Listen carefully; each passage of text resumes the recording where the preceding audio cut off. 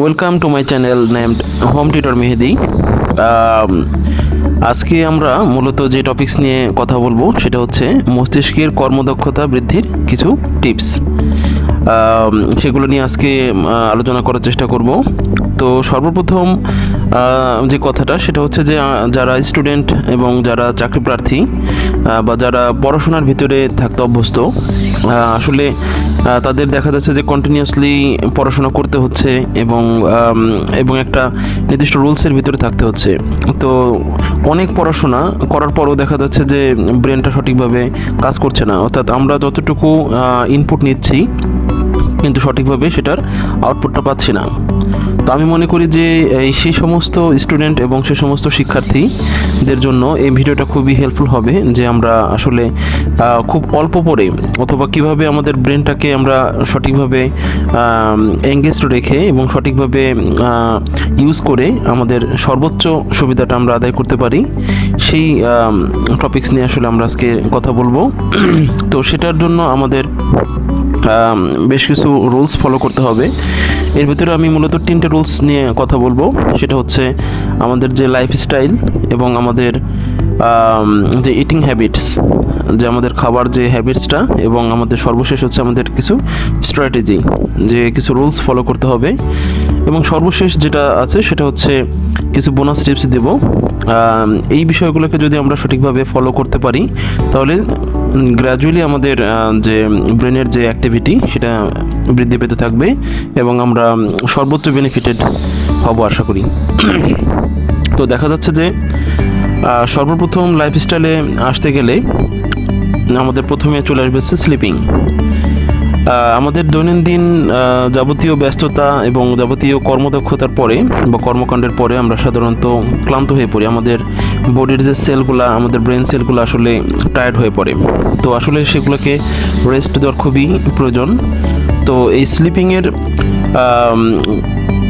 সময়টা আসলে কখন হবে এবং কত ঘন্টা হবে সেটা নিয়ে বিজ্ঞানীরা গবেষণা করেছে যে একজন প্রাপ্তবয়স্ক মানুষ যদি দৈনিক 7 থেকে 8 ঘন্টা ঘুমায় তাহলে তার ব্রেনটা সর্বোচ্চ লেভেলে কাজ করতে পারে। তো এবং সেই সময়টা হচ্ছে কখন, বিজ্ঞানীরা একটা গবেষণা করেছে যে রাত 9টা থেকে ভোর 4টা পর্যন্ত যদি কোনো ব্যক্তি কন্টিনিউয়াসলি ঘুমায় তাহলে তার ব্রেনের যে নার্ভ সিস্টেম, যে আমাদের ব্রেন, এবং আমরা জানি যে আমাদের ব্রেন হচ্ছে কেন্দ্রীয় স্নায়ুতন্ত্রের একটা পার্ট।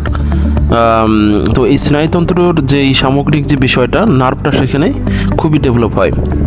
এবং নার্ভের ভিতরে যে এই যে নিউরনের ভিতরে যে অ্যাক্সন থাকে, অ্যাক্সন এবং যে ডেনড্রাইটগুলো থাকে, এবং অ্যাক্সন, ডেনড্রাইট এবং একটা নিউরন থেকে আরেকটা নিউরনের যে কানেকশন, সিন্যাপটিক অ্যাক্টিভিটি, এটা আসলে ডেভেলপ করে, অর্থাৎ এদের ভিতরে নার্ভের যে অ্যাক্টিভিটি সেটা ডেভেলপ হয়।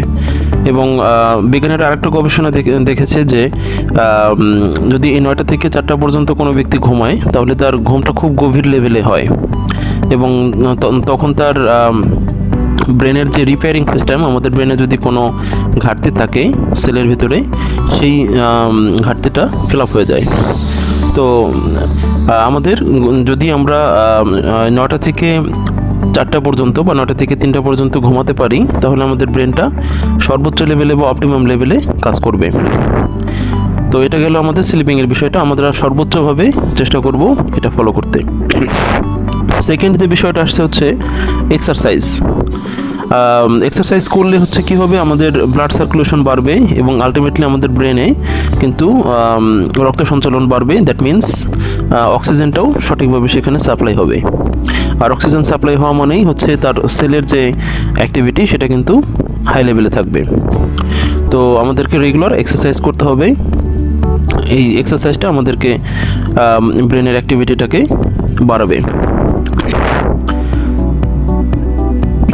এরপরে আসে হচ্ছে ফুড হ্যাবিট। প্রথমে আসে হচ্ছে হানি। সকালবেলা যদি আমরা হালকা কুসুম গরম পানিতে যদি 1 চামচ হানি বা মধু মিশিয়ে যদি আমরা খেতে পারি তাহলে আমাদের ব্রেনে অক্সিজেন সরবরাহ কয়েক গুণ বেড়ে যায়, এবং এটা কিন্তু অলরেডি প্রুভড যে বিজ্ঞানীরা এটা প্রমাণ করেছে যে আমাদের মস্তিষ্কে যদি অক্সিজেন সরবরাহ বাড়াতে হয় তাহলে সেই হানিটা কিন্তু এখানে একটা গুরুত্বপূর্ণ ফ্যাক্টর হিসেবে কাজ করে। এবং আমাদের মস্তিষ্কের একটা তরল অংশ আছে, সেটা হচ্ছে যে সেরেব্রোস্পাইনাল ফ্লুইড। সেই সেরেব্রোস্পাইনাল ফ্লুইডের যে অ্যাক্টিভিটিটাও বাড়ে যদি আমরা কন্টিনিউয়াসলি মধু খাই। সকালে খালি পেটে যদি আমরা মধু খাই তাহলে আমাদের মস্তিষ্কের অ্যাক্টিভিটিটা বাড়তে থাকবে। সেকেন্ড যে বিষয়টা হচ্ছে প্রোবায়োটিক। প্রোবায়োটিক কি? কিছু উপকারী ব্যাকটেরিয়া। এগুলো হচ্ছে কিছু উপকারী ব্যাকটেরিয়া যেগুলো আমাদের গাটে থাকে আর কি, মানে গাট বলতে হচ্ছে আমাদের ক্ষুদ্রান্ত্রে থাকে এবং বৃহদান্ত্রে থাকে। মূলত এগুলো হচ্ছে সেই উপকারী ব্যাকটেরিয়া বা পাকস্থলীতে থাকে যেগুলো আমাদের খাবারের যে হজম প্রক্রিয়া সেটাকে ত্বরান্বিত করে, সেটাকে অ্যাক্সিলারেট করে। তো আলটিমেটলি আমরা যে খাবারগুলো খাচ্ছি সেটা যদি সঠিকভাবে ডাইজেশন না হয় বা সঠিকভাবে যদি সেটা প্রপারলি কাজ না করে তাহলে দেখা যাচ্ছে কিন্তু আমাদের আলটিমেটলি আমাদের গোলটা কিন্তু ফিল আপ হচ্ছে না। তো এই ব্যাকটেরিয়াগুলো আমাদেরকে খাবারটা হজমে সহায়তা করবে, এবং একটা রিসার্চে প্রমাণ হয়েছে যে এই ব্যাকটেরিয়ার অ্যাক্টিভিটি আমাদের মস্তিষ্ককে খুব অপটিমাম লেভেলে কাজ করতে সহায়তা করে থাকে। এটা রিসার্চে প্রমাণিত যে এই প্রোবায়োটিকগুলো আমাদের মস্তিষ্ককে ভালো রাখতে সহায়তা করে। এই যে আমাদের যে মোডটা ভালো থাকে, এই সেক্ষেত্রেও ইনডাইরেক্টলি এই প্রোবায়োটিক বা এই উপকারী ব্যাকটেরিয়ার একটা ভূমিকা আছে, এবং এটা প্রুভড। এরপরে হচ্ছে আমাদের থার্ড নাম্বার যে টপিক্সটা সেটা হচ্ছে ওমেগা 3 ফ্যাটি অ্যাসিড। তো এই ওমেগা 3 ফ্যাটি অ্যাসিডটা কি? এই ওমেগা 3 ফ্যাটি অ্যাসিডটা হচ্ছে মূলত পাওয়া যায় হচ্ছে মাছের তেলে বা কড লিভার অয়েল যেটাকে আমরা বলি। যে এটা আসলে কি করে? এটা আমাদের মস্তিষ্কের ভিতরে যেই তথ্যগুলো যে সঞ্চালিত হয় সেই তথ্যগুলো সঞ্চালনের যে পথটা সেটাকে একদম রিল্যাক্সড করে দেয়, একদম পিচ্ছিল করে দেয়, যার কারণে আমাদের মস্তিষ্কের যে অ্যাক্টিভিটি সেটা হাজার হাজার গুণে বেড়ে যায়। তো ওমেগা 3 ফ্যাটি অ্যাসিডটা খেলে আলটিমেটলি আমাদের ব্রেনটা খুব শার্প হবে এবং আমাদের যে ব্রেনের যে অ্যাক্টিভিটি সেটা কয়েক গুণে বেড়ে যাবে। তো এই ওমেগা 3 ফ্যাটি অ্যাসিডটা আসলে কিসে কিসে পাওয়া যেতে পারে? সেটা পাওয়া যায় হচ্ছে মাছের তেলে, আমি বললাম। এরপরে হচ্ছে সামুদ্রিক মাছগুলোতে পাওয়া যায়।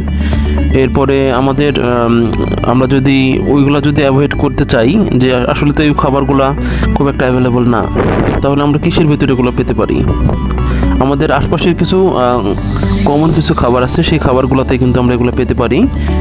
যেমন হচ্ছে কাঠবাদামের ভিতরে কিন্তু প্রচুর পরিমাণে ওমেগা 3 ফ্যাটি অ্যাসিড পাওয়া যায়। এরপরে হচ্ছে আখরোটে কিন্তু একটা রিসার্চে প্রমাণ হয়েছে যে অনেক পরিমাণে এই ওমেগা 3 ফ্যাটি অ্যাসিডটা পাওয়া যায়। এরপরে হচ্ছে যে বাজারে এখন চিয়া সিড পাওয়া যায়। আমরা যদি সকালবেলা চিয়া সিড খেতে পারি পানিতে ভিজিয়ে, তাহলে আমাদের কিন্তু ওমেগা 3 ফ্যাটি অ্যাসিডের যে ল্যাকিংসটা সেটা কিন্তু ফিল আপ হয়ে যাবে আলটিমেটলি। তো এই তিনটা খাবার কিন্তু আমাদের খুবই অ্যাভেলেবল। আমরা আমাদের আশপাশের পরিবেশ থেকেই আমরা এটাকে কালেক্ট করে খেতে পারি এবং আমাদের ব্রেনের যে অ্যাক্টিভিটি সেটাকে ডেভেলপ করতে পারি। আচ্ছা, এরপর আমরা একটু কথা বলি, সেটা হচ্ছে যে স্ট্র্যাটেজি, কিছু কৌশল, যে কৌশলগুলো আমাদের ব্রেনটাকে স্থির রাখবে এবং ব্রেনের যে অ্যাক্টিভিটি সেটাকে প্রপারলি অপারেট করতে সহায়তা করবে। এর ভিতরে একটা হচ্ছে মেডিটেশন, অর্থাৎ প্রতিদিন কিছু সময়ের জন্য আমরা যদি ধ্যানমগ্ন অবস্থায় থাকি সেটা আমাদের ব্রেনের জন্য ভালো। এটা আমাদের যে মাইন্ড সেট আপ এবং আমাদের যে মেন্টাল যে অ্যাক্টিভিটি সেটাকে খুবই ডেভেলপ করে আর কি। তো আমরা যারা মুসলিম আছি তারা 5 ওয়াক্ত নামাজ পড়ব। এই বিজ্ঞানীরা গবেষণা করেছেন যে এই 5 ওয়াক্ত নামাজ যেটা আমাদেরকে মানসিকভাবে খুবই স্ট্রং করে, এবং আমরা যদি এটাকে কন্টিনিউয়াসলি ধরে রাখতে পারি তাহলে আমাদের মস্তিষ্কের যে অ্যাক্টিভিটিটা সেটা ডে বাই ডে ইনক্রিজ করতে থাকে।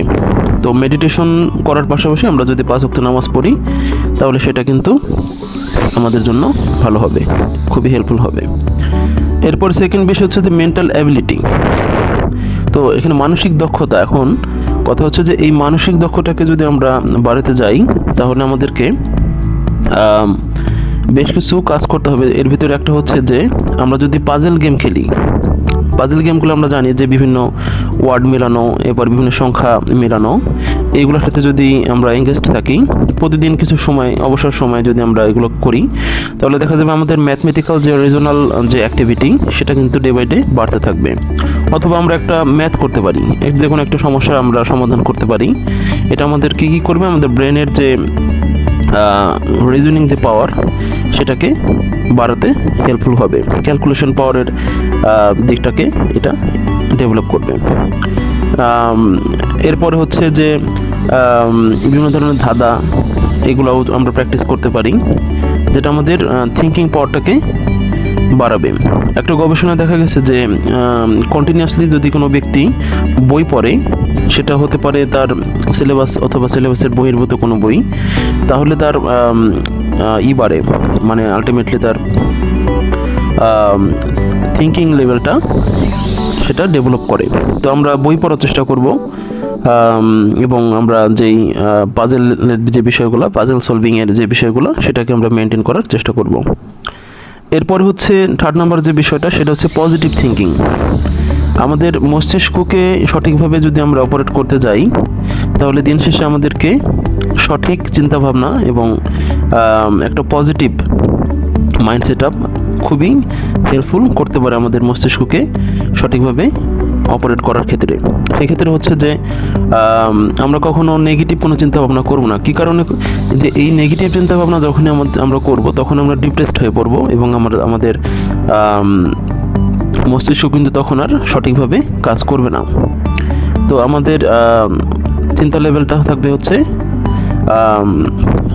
পজিটিভ সবসময়। আচ্ছা, এগুলো যে তিনটা টপিকস নিয়ে আমি আলোচনা করলাম, এর পাশাপাশি কিছু বোনাস টিপস আমরা আজকে কিছু দেওয়ার চেষ্টা করব। সেটা হচ্ছে যে স্মাইলিং। আমরা যদি মৃদু হাসা আর কি, মানে আমরা যদি আমাদের মনটাকে ভালো রাখতে চাই, তাহলে আমরা যদি স্মাইলিং ফেসে থাকি বা ভালো মুডে থাকার চেষ্টা করি, তাহলে দেখা যাবে যে আমাদের মনটাও কিন্তু ভালো থাকবে। সেক্ষেত্রে হচ্ছে যে একটা বিজ্ঞানীরা গবেষণা করেছে যে আমরা যখন হাসি, তখন এন্ডোরফিন নামক একটা হরমোন আমাদের ব্রেন থেকে রিলিজ হয়, যেটা আমাদের মানসিকভাবে ভালো রাখতে সহায়তা করে। এরপরেও যখন আমরা এক্সারসাইজ করি, হাঁটি অথবা দৌড়াই, তখনও কিন্তু এই এন্ডোরফিন নামক হরমোনটা রিলিজ হয়। তো সেটা দেখা যাবে যে আলটিমেটলি কিন্তু আমাদের ব্রেনটাকে রিল্যাক্সড করে এবং আমাদের মনটাকে কিন্তু প্রফুল্ল রাখে। তো আমরা সবসময় চেষ্টা করব ইজি মোডে থাকার জন্য এবং হাসি মোডে, মানে আমাদের মানে স্মাইলিং ফেসে থাকার চেষ্টা করব আর কি। আর সেকেন্ড যে বিষয়টা হচ্ছে, সেটা হচ্ছে হাইড্রেশন। হাইড্রেশন বলতে আমরা সবাই বুঝি যে আমরা কন্টিনিউয়াসলি আমরা পানি খাবো, কিছুক্ষণ পরপরই আমরা অল্প অল্প করে পানি খাওয়ার চেষ্টা করব। বিজ্ঞানীরা গবেষণা করে দেখেছেন যে আমরা যদি পানি খাই রেগুলার কন্টিনিউয়াসলি, তাহলে দেখা যাবে যে আমাদের ব্রেনে কিন্তু অক্সিজেন সরবরাহ বাড়বে, এবং এটা আমাদের মস্তিষ্কের যে অ্যাক্টিভিটি সেটাকে খুবই ডেভেলপ করবে, এবং আলটিমেটলি আমরা এখান থেকে একটা ভালো বেনিফিট পেতে পারি। তো এই হচ্ছে আমাদের মস্তিষ্কের যে অ্যাক্টিভিটি বাড়ানোর সামগ্রিক টিপসগুলো। তো প্রিয় স্টুডেন্ট এবং যারা শিক্ষার্থী যারা আছো, আমি মনে করি যে তোমরা যদি এই রুলসগুলো সঠিকভাবে ফলো করো, ইনশাল্লাহ তোমাদের ব্রেনের অ্যাক্টিভিটিটা বাড়বে এবং তোমরা তোমাদের সর্বোচ্চ সুবিধাটা অর্জন করতে পারবে পড়াশোনার মাধ্যমে। তো ধন্যবাদ সকলকে, আমার চ্যানেলের সাথেই থাকুন।